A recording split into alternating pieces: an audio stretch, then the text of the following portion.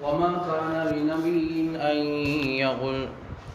ومن يغل يأت بما غل يوم القيامة ثم توفى كل نفس ما كسبت وهم لا يظلمون أفمن اتبع رضوان الله كمن باء بسخط من الله ومأواه جهنم وبئس المصير هم درجات عند الله والله بصير بما يعملون.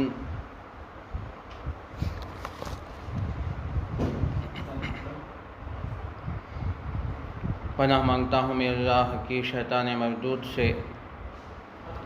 بسم اللہ الرحمن الرحیم. شروع کرتا ہوں میں اللہ کے نام سے جو بڑا مہربان نہایت رحم والا ہے.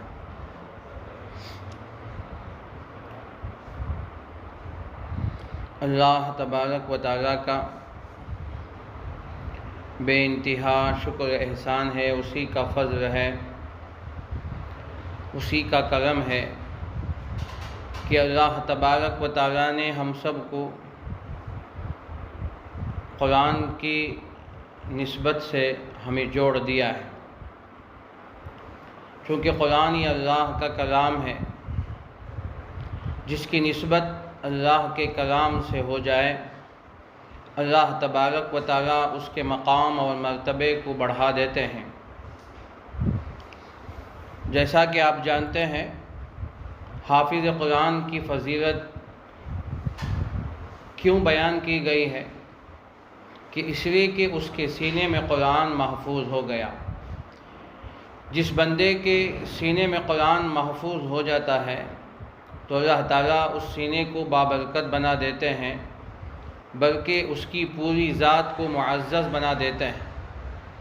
تو وہ معاشرے کے نگاہ میں معزز اور محترم سمجھا جاتا ہے کہ یہ حافظ قرآن ہے یا عالم دین ہے. تو اللہ تبارک و تعالیٰ معاشرے کے اندر قرآن کی برکت سے اس کا مقام اور مرتبہ بڑھ جاتا ہے. عام طور سے یہ ناعاجز ایک مثال دیا کرتا ہے کہ جب کوئی ماں باپ جن کے 2-3 بچے ہوں تو انہوں نے اپنے ایک بچے کو مدرسے میں جما دیا. اب وہ مدرسے میں جا کر 1 یا 2 سال جتنی بھی مدت ہو تو مدرسے میں پڑھتا ہے تو اس کے سینے میں قرآن محفوظ ہو جاتا ہے. تو آپ اندازہ لگائیں کہ جب بچہ مدرسے میں جاتا ہے تو اللہ تعالیٰ قرآن کی برکت سے اس کے پورے حلیے کو تبدیل کر دیتے ہیں. جب تک وہ اسکول میں تھا تو اس کی حلیے کی کیفیت کیا تھی، لیکن جیسے مدرسے میں گیا تو اس کا لباس بدل گیا، بولنے کا انداز اور اس کے ہر قسم میں تبدیلیاں آ گئی. تو یہ اللہ تعالیٰ قرآن کی برکت عطا فرماتے ہیں. پھر اسی طرح جب وہ چھٹی میں مدرسے سے گھر آتا ہے، اپنے محلے میں آتا ہے، اپنے خاندان میں آتا ہے تو اب لوگ اسے حافظ صاحب کہہ رہے ہیں. تو اللہ تعالیٰ قرآن کی برکت سے اس کی عظمت کو بڑھا دیتے ہیں. اب پورے خاندان میں اسے محبت کی نظر سے دیکھتے ہیں کہ یہ بچہ مدرسے میں پڑھ رہا ہے، یہ بچے کے سینے میں قرآن محفوظ ہے. تو اسی طرح محلے کی مسجد میں جب نماز پڑھنے کے لیے جاتا ہے، ابھی وہ مکمل حافظ نہیں ہوا لیکن ابھی مدرسے میں پڑھ رہا ہے، ابھی دوران حفظ میں ہے، لیکن سب پوچھتے ہیں کہ ماشاءاللہ حافظ صاحب ہیں، کون سے مدرسے میں پڑھتے ہیں؟ تو چہرہ اتنا نورانی ہو گیا. تو اب اللہ تعالیٰ قرآن کی برکت سے یہ عظمتیں عطا فرما دیتے ہیں. تو بہرحال مجھے اس بات سے آپ کے سامنے بات عرض کرنی ہے کہ اللہ تبارک و تعالیٰ کا یہ کرم ہے کہ اللہ تعالیٰ نے آپ جیسے معزز شخصیتوں کو قرآن کے ساتھ جوڑا ہے. تو آپ گویا پورے شہر کے آپ مغز ہیں، پورے شہر کے آپ اہم شخصیتیں ہیں، اور پورا شہر آپ کو ڈاکٹر صاحب کے نام سے پکارتے ہیں. کوئی آپ کا نام نہیں لے گا، کہے گا کہ ڈاکٹر صاحب آ رہے ہیں، ڈاکٹر صاحب ابھی آئے نہیں آئے. آپ پیشنٹ آپ کے انتظار میں رہتے ہیں کہ پوچھتے ہیں کہ ابھی ڈاکٹر صاحب نہیں آئے، ڈاکٹر صاحب آنے کا وقت کیا ہے. تو اللہ نے جو معاشرے میں جو مقام عطا فرمایا وہ آپ کے فن و آپ کی ڈگری کی وجہ سے اور آپ کی صلاحیت کی وجہ سے، اور آپ کی صلاحیت سے لوگ آپ کو پہچانتے ہیں کہ آپ MBBS ہیں یا آپ BOMS ہیں، تو آپ کو اس سے پہچانا جاتا ہے، آپ کی تشخیص سے لوگ آپ کو پہچانے جاتے ہیں۔ اللہ نے آپ کے ہاتھوں میں، آپ کی دوائیوں میں، آپ کی تشخیص میں شفا رکھا ہے، تو اب پورے شہر کے اندر بلکہ پورے اطراف و اکناف میں اللہ تعالیٰ آپ کو مقام و مرتبہ عطا فرماتے۔ تو اسی طرح جب آپ کی نسبت قرآن کے ساتھ بھی جڑ جاتی ہے تو نور علی نور ہے، تو اللہ نے آپ کو 4 چاند لگا دی آپ کی زندگی میں۔ تو اس لیے قرآن کوئی معمولی چیز نہیں ہے، آپ جانتے ہیں، آپ الحمدللہ آپ پڑھے لکھے ہیں، آپ بہت سمجھدار ہیں، پورے شہر کے آپ مغز ہیں، تو اللہ تعالیٰ نے یہ کرم ہے، یہ فضل ہے کہ اللہ تعالیٰ نے آپ کو قرآن کے ساتھ جوڑ دیا، ہمیں بھی قرآن کے ساتھ جوڑا ہے۔ تو جیسا کہ ابھی بات ہے کہ ڈاکٹر فاروق صاحب نے تو 20 سال پہلے اس سلسلے کو شروع فرمایا، جبکہ ہم مدرسے میں پڑھ رہے تھے۔ 98 میں فارغ ہوا مدرسے سے، تب میرے بھی استاد مفتی حسین صاحب دامت برکاتہ ابھی شاہ ولی اللہ کے وہ شیخ الحدیث بھی ہیں اور مفتی ہیں، بڑے مفتی ہیں، ان کے فتوے، ان کے دستخط پر ان کے فتوے جاری ہوتے ہیں۔ تو اللہ نے ایسا مقام عطا فرمایا، تو وہ ہمارے استاد ہوتے تھے کہ جب وہ تفسیر کے لیے جاتے تھے تو ہم دیکھتے تھے کہ ماشاءاللہ ہمارے حضرت ڈاکٹروں کے پاس جا کے تفسیر کرتے ہیں، ڈاکٹروں کے درمیان تفسیر کرتے ہیں۔ تو کبھی کبھی ہم سبق میں پوچھتے بھی تھے کہ حضرت آپ ڈاکٹروں کو تفسیر کرتے ہیں؟ تو ہنس کر کہتے کہ میاں اللہ کا کرم ہے۔ تو لیکن اس ناچیز نے کبھی سوچا نہیں کہ اللہ تعالیٰ نے ان کے بعد ہمیں بھی یہ مقام دے گا۔ سب یہ قرآن کی برکت ہے، یہ قرآن کی نسبت ہے جو اللہ تعالیٰ ہمیں عطا فرماتے ہیں۔ ان ھذا القرآن یرفع بھذا القرآن، تو اللہ تعالیٰ اس قرآن کے ذریعے سے مقام و مرتبہ عطا فرماتے ہیں۔ تو الحمدللہ 10-12 سال میں یہ قرآن مکمل ہوا۔ مفتی حسین صاحب دامت برکاتہم جب تک تھے معدین میں استاد تھے، تو الحمدللہ اس کی سلسلہ چلا۔ آخر میں جب حضرت یہاں سے منتقل ہو گئے، ہجرت کر کے بنگلور چلے گئے، تو اس کے بعد مولانا مفتی نور الاسلام صاحب دامت برکاتہم وہ بھی میرے استاد ہیں، پھر وہ چند مہینے یا 1 سال پڑھائے۔ پھر اس کے بعد مولانا مفتی عبدالقدیر صاحب، اگرچہ کہ میرے استاد تو نہیں ہیں لیکن میرے استاد کے درجے میں، کہ ابھی معدین میں استاد ہیں لیکن میں نے ان سے نہیں پڑھا، لیکن حضرت میرے اساتذہ کے برابر شمار کی جاتے ہیں۔ تو الحمدللہ جب مفتی عبدالقدیر صاحب دامت برکاتہم کے ذریعے سے ایک دورہ مکمل ہوا، تو اتفاقی بات اللہ کا کرم ہے، یہ قرآن ہی کی برکت سے امین آباد کی مسجد میں الحمدللہ روزانہ فجر کے بعد اس ناچیز کو اللہ نے قرآن سے جوڑا ہے۔ تو روزانہ تفسیر ہوتی ہے فجر کی نماز کے بعد، تقریباً 16 سال ہو رہے ہیں الحمدللہ ثم الحمدللہ۔ میں تحدیث بن نما کے طور پر کہتا ہوں، وَأَمَّا بِنِعْمَتِ رَبِّكَ فَحَدِّثْ۔ اللہ نے فرمایا کہ اے نبی آپ اپنے رب کی نعمت کو بیان کیجئے، تو میں بھی ہم بیان کر اللہ کی نعمت جو ہمیں اللہ نے عطا فرمایا۔ تو اس وقت وہاں تفسیر روزانہ ہوتی تھی، تو الحمدللہ وہاں بھی قرآن کریم کے 2 دور ہوئے، تفسیر کے، اور 2 دور ہوئے ناظرے کے، اور پھر درس حدیث بھی شروع ہوا الحمدللہ، وہ بھی سلسلہ چل رہا۔ تو اس وقت جب ایک دور مکمل ہوا تو اس وقت مفتی عبدالقدیر صاحب سے ایک مرتبہ ملاقات ہوئی، تو انہوں نے کہا کہ مجھے شوگر آ گیا ہے، تو میں رات میں زیادہ دیر تک جاگ نہیں سکتا، پھر مجھے فجر میں نماز پڑھانا ہے، حضرت نیلی ختم امام تھے، تو ابھی ختم ہو رہا ہے، تو ایک کام کیجئے، مجھے خیال آ رہا ہے کہ میں آپ کو ذمہ داری دے دوں۔ میں نے کہا کہ حضرت اتنی بڑی ذمہ داری اور ڈاکٹروں کے درمیان میں بیٹھنا، تو کہا کہ نہیں اللہ نے آپ کو وہ چیز دی ہے، وہ صلاحیت دی، آپ کر سکتے ہیں۔ تو بہرحال ڈاکٹر مودا اکبر صاحب دامت برکاتہم اور دیگر ڈاکٹر فاروق صاحب اور دیگر انہوں نے بات کی، تو اس کے بعد ایک مکمل قرآن ہوا، آپ جانتے ہیں، ایک مختصر کارگزاری میں آپ کے سامنے سنا۔ پھر اس کے بعد ایک دور ختم ہوا تو الحمدللہ بہت بڑا ڈاکٹر فاروق صاحب کے گھر میں بہت بڑی اسی طرح مجلس ہوئی، الحمدللہ بہت منظم انداز سے ہوا۔ تو اس کے بعد میں نے کہا کہ حضرت ہی سے دوبارہ درس بھی شروع کر لیا جائے، کیونکہ قرآن ختم کرنے کے بعد کچھ بند کرنا تو نہیں ہے، جب قرآن ختم ہوگا تو پھر شروع کرنا ہے۔ جیسے تراویح میں آخری دن 27ویں دن جب قرآن مکمل ہوتا ہے تو مفلحون تک پڑھ کے ختم کرتے ہیں، تو میں نے بھی کہا کہ حضرت آپ ہی کی برکت سے سورہ فاتحہ کی چند آیت فاتحہ پڑھ کر آپ تفسیر شروع کرتے ہیں۔ تو الحمدللہ تو اب تقریباً میں سمجھتا ہوں 10 سال 8-9 سال ہو رہے ہیں، تو دوسرا دور شروع ہو گیا۔ بیچ میں لاک ڈاؤن ہوا، 1 سال 1.5 سال تک موقوف رہا، الگ چیز ہے۔ تو بہرحال پھر مولانا مفتی عبدالقدیر صاحب دامت برکاتہم استاد محترم ہیں، تو ان کے سے پھر شروع ہوا۔ تو وہاں سے الحمدللہ یہ سلسلہ شروع ہوا ہے۔ تو اس لیے مجھے آپ کے سامنے عرض کرنا ہے، قرآن کو اللہ تعالیٰ نے آپ کے ساتھ جوڑا ہے، تو اللہ تعالیٰ نے آپ جو خدمات کر رہے ہیں یہ خدمت خلق ہے۔ آپ تو جانتے ہیں، کچھ بتانے کی ضرورت نہیں، بس ایک مذاکرہ ہے کہ جو خدمت خلق یہ خود ایک بہت بڑی خدمت ہے۔ اللہ کے نبی صلی اللہ علیہ وسلم کو نبوت ملنے سے پہلے 40 سال جو آپ پہچانے گئے وہ خدمت خلق ہی سے پہچانے گئے۔ قرآن بخاری کے اندر دوسرے ہی صفحے کے اندر امام بخاری رحمۃ اللہ علیہ نے ان تفسیر کے ساتھ بیان فرمایا، اللہ کے نبی صلی اللہ علیہ وسلم رشتہ داروں کے ساتھ صلہ رحمی کرتے تھے، بیواؤں کے، حاجت مندوں کے، ضرورت مندوں کا بوجھ اٹھاتے تھے، دوسروں کی تکلیف کو برداشت کر کے ان کے ساتھ اخلاق سے پیش آتے اور مہمان نوازی کرتے، دوسروں کا بوجھ اٹھاتے تھے، دوسروں کی خدمت کرتے تھے۔ انہی کے ذریعے سے پہچانے گئے تو اللہ کے نبی صلی اللہ علیہ وسلم کا نام جو پڑا محمد صادق الامین صلی اللہ علیہ وسلم۔ تو اس وقت محمد رسول اللہ تو نہیں تھے، اس وقت تک اظہار نہیں ہوا تھا، محمد صادق الامین، تو آپ کو صادق کہہ کے پکانے لگے، آپ کو امین کہہ کر پکانے لگے، یہ خدمت کی وجہ سے۔ اور پورے مکے کے اندر چرچا تھا کہ ایک نوجوان ہے جو اس طرح لوگوں کی خدمت کر رہا ہے، اپنوں کی بھی، غیروں کو بھی، دشمنوں کی بھی آپ خدمت کریں۔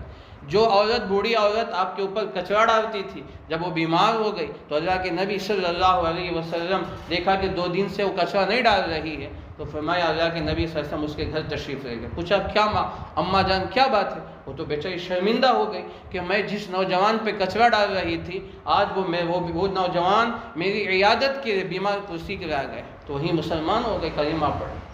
تو یہ خدمت آپ کر رہے ہیں، اللہ آپ سے خدمت لے، اللہ نے آپ کو جو مقام، جو صلاحیت، اللہ نے جو آپ کو ڈگریاں عطا فرمائی یہ کوئی معمولی نہیں۔ تو اس کے ساتھ اگر قرآن کے ساتھ اگر جڑ جائیں، الحمدللہ یہ نہیں کہتا کہ آپ جڑے ہوئے نہیں ہیں، ماشاءاللہ بڑے بڑے ڈاکٹر صاحب کئی خدمت میں، فلاحی میری خدمات میں حضرت ڈاکٹر صاحب لگے، جتنے ادارے ہیں تقریباً ہر ادارے میں ڈاکٹر صاحب کا حصہ ہے، ہر جگہ پروگراموں میں جاتے ہیں، تو میں نہیں کہتا کہ آپ خدمت نہیں کر رہے ہیں۔ تو یہ ہے کہ اگر یہ جو سلسلہ الحمدللہ چل رہا ہے کہ وہ ہفتے میں ایک مرتبہ اس طرح اگر جڑ جائیں اور قرآن کے ساتھ آگے جا جائیں، تو اگر آپ کے سامنے چند آیتیں بھی تفسیر اگر آپ کے سامنے آ جائیں گے، تو ہر ہفتہ 1-2 باتیں بھی اگر آپ کے ذہن میں آ جائیں تو الحمدللہ تو چند مہینوں میں تفسیر کا، علم کا ایک ذخیرہ آپ کے ذہنوں میں محفوظ ہو جائے گا۔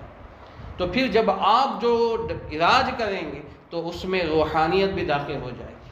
اللہ کے نبی صلی اللہ علیہ وسلم علاج بھی فرمایا کرتے تھے، صحابہ کی علاج فرمایا کرتے تھے کہ اس پھل کے اندر کیا فائدہ ہے، کیا نقصان ہے، کدو کھانا ہے تو اس کے اندر فائدہ کیا ہے، کھجور کھاتے ہیں تو کھجور میں فائدہ کیا ہے اور اس کے اندر کیا چیز ہے۔ تو اللہ کے نبی صلی اللہ علیہ وسلم صحابہ کو اس کی اہمیت بھی بتایا کرتے تھے، اور فرمایا کہ بخاری کے اندر تمام سیاہ ستہ کے اندر یہ روایت ہے، اللہ کے نبی صلی اللہ علیہ وسلم نے فرمایا کہ کھجور اور کھیرا کو ایک ساتھ کھایا کرو، اسی کہ کھجور کے اندر گرم صفت ہے اور کھیرا جو ککڑی جسے ہم کہتے ہیں تو اس کے اندر سرد ہے، دونوں کو ملا کر کھانے سے اعتدال ہوگا۔ تو یہ اللہ کے نبی صلی اللہ علیہ وسلم حکیم بھی تھے، تو صحابہ کرام رضوان اللہ علیہم اجمعین کو علاج بھی بتایا کرتے تھے۔ تو الحمدللہ اگر آپ قرآن کے ذریعے سے بھی ساتھ میں شفا کریں گے، اس سے کہ قرآن کہتا ہے فیہ شفاء للناس، سورہ فاتحہ پورے موت کے سوا تمام بیماریوں کی شفا ہے۔ تو اس طرح الحمدللہ آپ سب بڑے ہیں، تو میں چند باتیں آپ کے سامنے عرض کیا تھا۔ تو بہرحال یہ سلسلہ الحمدللہ چل رہا ہے۔ تو پہلے ڈاکٹر کفیل صاحب کے گھر میں چلتا تھا، پھر اس کے ڈاکٹر عظیم صاحب کے گھر میں، الحمدللہ اب ڈاکٹر افتخار صاحب کے گھر میں الحمدللہ چل رہا ہے۔ تو ہم جب کشادہ جگہ ہے، بہت اچھی جگہ الحمدللہ ہے۔ تو یہ کام معمولی خدمات نہیں ہے، تو آپ خدمتوں کے ساتھ اس کے ساتھ آپ کی 4 چاند لگا دیں۔ میں ڈاکٹر صاحب سے بھی ہمیشہ سبق میں کہا کرتا ہوں کہ جب بھی کبھی کوئی پروگرام ہوتا ہے وانم باڑی میں ہو یا کہیں جہاں اکثر علماء جڑتے ہیں، ہمارے برادری کے جڑتے ہیں، تو لوگ مجھے ملتے ہیں تو تعجب سے پوچھتے ہیں کہ تمہاری تفسیر ڈاکٹروں کے درمیان میں ہوتی ہے؟ اچھا، ہر ہفتہ ڈاکٹر جڑتے ہیں، تعجب کرتے ہیں۔ ابھی قریب میں جماعت میں بنگلور کے ایک آئے تھے، مفتی صاحب ہیں وہ، اور شاہ ولی اللہ کے پہلے استاد تھے، اب دوسری جگہ استاد ہیں، بڑے حیران ہو گئے۔ اچھا ڈاکٹر صاحب کتنے جوڑتے ہیں؟ تو جو ساتھیوں سے کہا کہ ہم جماعت میں ہیں تو ہم بھی انشاءاللہ جا کر بنگلور میں ڈاکٹروں کا سلسلہ ہم بھی شروع کریں گے۔ تو آپ ایک نمونہ بنیں گے، ہم جو پہلے سے نمونہ بنے ہیں، آپ مقتدیٰ ہیں، لوگ آپ کی اقتداء کر رہے ہیں، تو ہمارا شہر ہی مقتدیٰ ہے، تو ہر چیز میں ہمارے شہر الحمدللہ آگے ہے. تو الحمدللہ تو آپ اتنے مصروف رہتے ہیں، رات کے 10 ساڑھے 10 کبھی 11 بجے تک بھی آپ اتنے مصروف رہتے ہیں، اس کے باوجود بھی اگر آپ نے قرآن کے تھوڑا سا وقت دے دیا تو اللہ تعالیٰ آپ کو دنیا بھی تو عطا ہی کر رہا ہے، تو ساتھ میں آپ کی آخرت کے اندر بھی 4 چاند لگ جائیں گے. تو بہرحال قرآن یہ اللہ کا کلام ہے. تو اللہ تعالیٰ نے جس سینے میں تھوڑا سا بھی قرآن محفوظ ہو جاتا ہے تو اس کی عظمت کیا ہے. تو ایک ہی قرآن قاری قرآن ہوتا ہے، دوسرا ایک حافظ قرآن ہوتا ہے، تیسرا ایک ہوتا ہے عاشق قرآن. تو مولانا پیر ذوالفقار صاحب نقشبندی دامت برکاتہم لکھتے ہیں کہ ہمیں حافظ قرآن ہر ایک نہیں بن سکتا، جس کو اللہ توفیق دے دے، جس کے سینے میں محفوظ کر دے، وہ قاری قرآن بھی ہر ایک نہیں بن سکتا. البتہ عاشق قرآن ہر ایک بن سکتا ہے، ہر مرد عورت، ہر مسلمان مرد عورت بن سکتے ہیں. عاشق قرآن کا کیا مطلب ہے؟ جن کے سینوں میں قرآن ہے آپ ان سے عشق کریں. قرآن جہاں سنا جاتا ہو، پڑھا جاتا ہو تو آپ اسے سنیں، اور جہاں قرآن کا درس ہوتا ہو آپ اس میں شریک ہو، آپ کا اس میں حصہ ہو، آپ اس میں شریک ہو کر محبت کا اظہار کریں کہ قرآن یہ اللہ کا کلام ہے، قرآن یہ میرے لیے آیا ہے. تو اللہ کا یہ میسج ہے جو پورے قرآن کے اندر جو اللہ کا میسج ہے تو اللہ تعالیٰ نے ہمیں بتایا. قرآن کریم کے اندر اللہ نے جگہ جگہ اللہ نے فرمایا افلا یتدبرون القرآن، کیا تم قرآن میں غور و فکر نہیں کرتے؟ تو افلا تعقلون، تو اللہ نے جگہ جگہ فرمایا ان فی ذلک لآیات لقوم یعقلون، ان فی ذلک لآیات لقوم یتفکرون، ان فی ذلک لآیات لقوم یذکرون. قرآن میں جگہ جگہ فرماتے ہیں کہ اس میں نشانیاں ہیں، عبرت ہیں اس قوم کے لیے جو غور و فکر کرتے ہیں، جو نصیحت حاصل کرتے ہیں، جو تدبر حاصل کرتے ہیں. تو آپ تو پہلے سے پڑھے لکھے ہیں، تعلیم یافتہ ہیں، تو آپ کو سمجھنا بہت آسان ہو جائے گا. اور کتنی چیزیں ایسے ہوگی جو قرآن میں جو آپ کی تعلیم کے ساتھ کتنی مناسبت ہے آپ کو پتہ چل جائے گا. اس میں قرآن کے اندر سائنس بھی ہے، قرآن کے اندر طب بھی ہے، فن طب بھی قرآن کے اندر موجود ہے، قرآن کے اندر ہر چیز موجود ہے. تو اگر آپ جیسے لوگ جس فن میں ماہر ہیں، تو اگر یہ قرآن کی آیتیں آپ کے سامنے آئیں گے تو پھر آپ خود حیران ہو جائیں گے. قرآن 1400 سال پہلے نازل ہوا، تو 1400 سال پہلے قرآن نے کیا کہہ دیا. تو آج تو اب ہم سیکھ رہے ہیں، اب ہم اس چیزوں کا ہم حاصل کر رہے ہیں، لیکن قرآن نے پہلے ہی بتا دیا. اور فلکیات، علم فلکیات کا قرآن میں جگہ جگہ ذکر ہے کہ آسمانوں کا ذکر فرمایا، ستاروں کا، کواکب کا، نجوم کا، سورج اور چاند کا ذکر ہے، کواکب کا ذکر ہے. تو اس کے اندر اور دن رات کی تبدیل کیسے ہوتے ہیں. یولج اللیل فی النہار، رات کو رات دن میں داخل کرتے ہیں تو دن کو رات میں داخل کرتے ہیں، رات کو دن میں داخل کرتے ہیں تو رات بڑی ہو جاتی ہے، دن چھوٹا ہو جاتا ہے. یہ تو سب جانتے ہیں، لیکن آپ جیسے لوگ اگر اس میں غور کریں گے اللہ یہ کیا فرماتے ہیں. اللہ رات کو دن میں داخل کرتے ہیں تو کیسے داخل کرتے ہیں، کیسے موسم تبدیل ہوتے ہیں، موسمیات کے اندر کیسے تبدیلیاں آتی ہیں. یقلب اللہ اللیل والنہار، اللہ تعالیٰ دن رات کو الٹتے پلٹتے ہیں تو دن رات کو اللہ بدلتے ہیں. ان فی ذلک لعبرۃ لأولی الابصار. تو یہاں اللہ نے جو جملہ فرمایا کہ رات اور دن کو پلٹنے میں جو سمجھے گا وہ ہر کوئی نہیں سمجھے گا، جو ابصار بصیرت والا ہوگا وہی سمجھے گا. اب تو ماشاءاللہ بصیرت والے ہیں، بصیرت میں تو اب آگے ہیں. تو ایسے لوگ اگر ان آیتوں پر، ان آیتیں اگر آپ کے سامنے آئے گی، قرآن کی یہ آیتیں اگر آئیں گی تو پھر آپ کی آنکھیں کھلے گی، عقل کے دریچے کھل جائیں گے. تو آپ کو بہت جلد ان چیزوں میں بہت جلد آگے انشاءاللہ ہوں گے.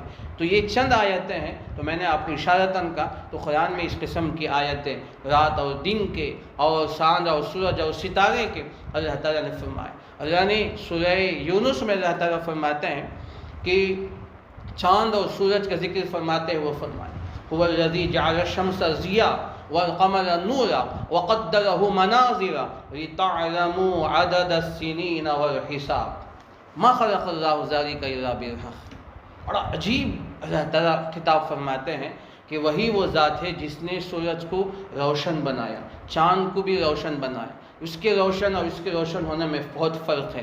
تو اس کے اندر تیزابی ہے، اس کے اندر وجعلنا النہار وہابا، تو اس کے اندر بہت زیادہ تیزی ہے. تو چاند کو بھی بنایا. پھر اس کے بعد کیوں بنایا؟ وجعلنا اللیل والنہار آیتین، یہ دونوں آیتیں ہیں، دونوں نشانیاں ہیں. کیوں ہے؟ لِتَعْلَمُوا عَدَدَ السِّنِينَ وَالْحِسَابَ، تاکہ تم سالوں کی گنتی کا حساب کو جانو۔ یہ علم فلکیات ہے، علم فلکیات کا اندر لانے سے ذکر فرمایا۔ تو یہ فلکیات کے ہمیں تعلیم دے رہا ہے۔ جب اس قسم کے لوگ جب ان آیتوں کو دیکھتے ہیں، جو بڑے بڑے سائنسدان ہیں، جو ان فن کے اندر ماہر ہوتے ہیں، تو وہ حیران ہوتے ہیں۔ تو ہم تو کچھ نہیں سمجھ، قرآن تو پہلے ہی کہہ دیا۔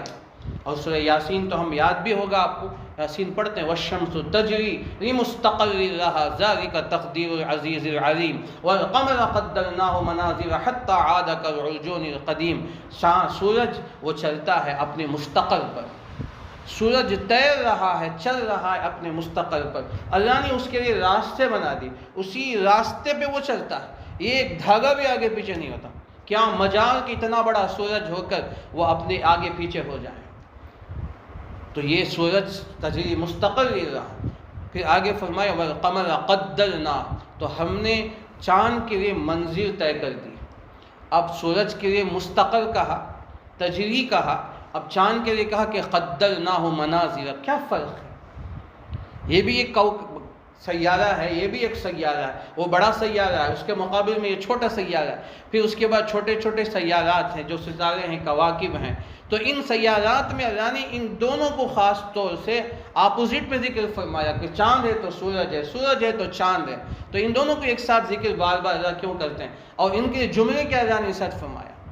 تو اب چاند جو سورج ہے وہ سال میں ایک مرتبہ اپنا دائرہ مکمل کرتا ہے، لیکن چاند وہ اپنے 27 دن میں 26 دن میں اپنا دائرہ مکمل کرتا ہے۔ تو اس کی منزلیں الگ ہیں، اس کا راستہ الگ ہے، اور سورج کا راستہ الگ ہے۔ یہ فن تو میں نہیں جانتا، لیکن جو تفسیر میں جو میں نے مطالعہ کیا یہ چند باتیں ہیں، ورنہ یہ فن مجھ سے کہیں 10 گنا زیادہ آپ جانتے ہیں۔ اگر آپ جیسے لوگ ان آیتوں پر غور کریں گے، ان آیتوں کو پڑھیں گے، سمجھیں گے، تو پھر اللہ تعالیٰ آپ کے علم میں ایسی برکتیں عطا فرمائے۔